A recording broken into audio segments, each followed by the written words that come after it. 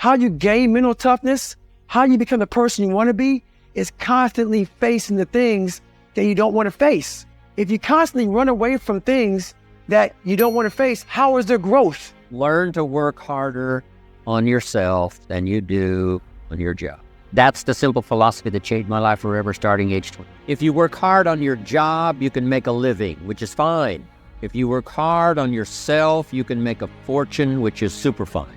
Everything changed for me when I understood this philosophy. I didn't mind working hard on my job, but things didn't seem to change that much. Then I started working hard on myself. So let me put it in a philosophical phrase now. This is worth the price of whatever it costs for you to be here today. Here it is. Success is something you attract by becoming an attractive. Success is not something you pursue. It's something you attract by becoming attractive. Invest now, invest often, and invest freely. Now, often, and freely.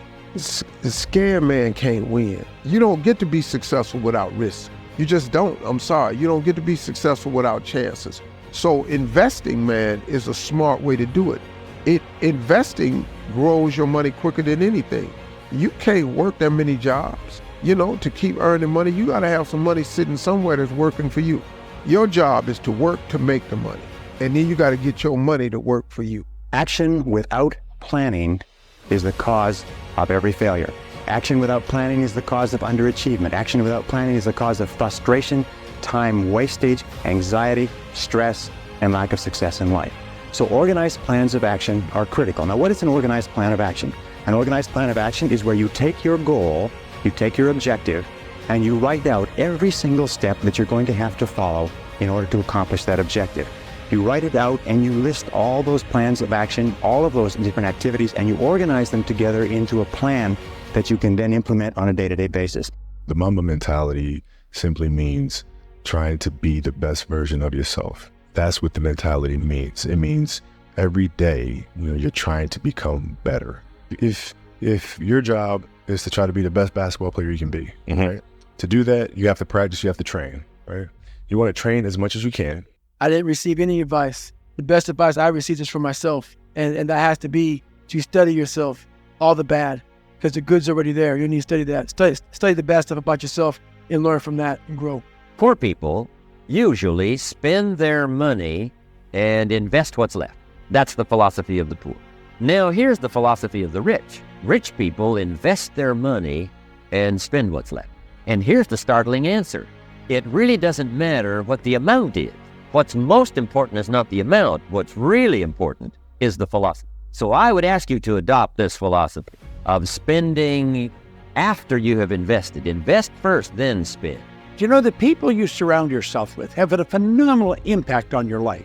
You will find as you improve the quality of your life, improve your thinking, attract a different group of people into your life, and they are going to add to your life. See, the people we're surrounded by, their thinking is going right into our mind. We want to mix with people who are really making it happen. In life, you must always predict growth. You must always predict that things are going to grow. And you must always work as though things are going to grow, because it is your attitude more than anything else that will determine your level of success. Even when the economy is going down, some people and some companies are doing well. Others are not, because sometimes they believe, the economy is bad, so we have to cut back and we have to reduce our activities. And others simply respond by becoming more busy and more aggressive. And that's very important for you and I. Because you're an educator, but people cannot organize themselves and come to who they are without laying themselves out. And they can't lay themselves out without thinking or talking. Most people think by talking. In fact, you learn to think by talking. You can't talk if no one listens. Most people have no one to listen to them. An introvert loses energy from social interaction. An extrovert gains energy from social interaction. So an introvert wakes up in the morning with 5 coins. Every social interaction, they spend a coin. At the end, they are depleted. An extrovert wakes up with no coins. Every social interaction, they get a coin, and by the end, they feel rich. Like going to a party, they gives them energy. Versus going to a party sucks your energy. What I have learned is I have a big personality, but I'm still an introvert. So what I've learned is that it doesn't matter which one you are. The question is how do you leverage what you got, right? And so I go to parties with an extrovert, right? Because that way they can do all the talking and I can just stand there and just eat the cheese. But sometimes the reason that you're suffering is because you just won't let go of the thing that's biting you. Funny thing too, often when people let something like that go, goes away, sorts itself out, and then comes back. So they don't even end up losing it. But unless they're willing to let it go, to sacrifice it, they make no headway whatsoever. And so one of the rules is, if people are impeding your development, you sacrifice your relationship with. It's a very, very rough rule. Ain't no elevator to the top. You got to take the stairs. The elevator don't go to the top, man. Not in the world of success. You got to take the stairs. Y'all got to start getting gritty, man. I hate it when I see young people wasting their time, wasting all this technology got. You can't Google success. Go Google it. You can't Google it, man. No one's coming. No one. No one's coming to push you. No one's coming to tell you to turn the TV off. No one's coming to tell you to get out the door and exercise. Nobody's coming to tell you to apply for that job that you've always dreamt about. Nobody's coming to write the business plan for you. It's up to you. And because you're only ever going to do the things that you feel like doing right now or that feel good right now, unless you understand that you've got to parent yourself, you got to push yourself, you're not going to make your dreams come true. You're just not.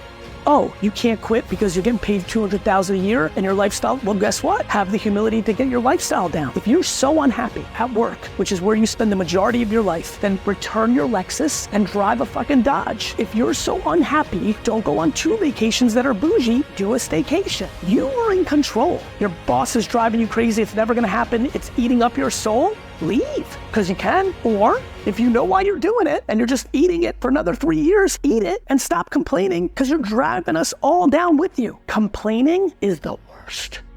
Friendly reminder, if you try and fail, congratulations. Most people don't even try.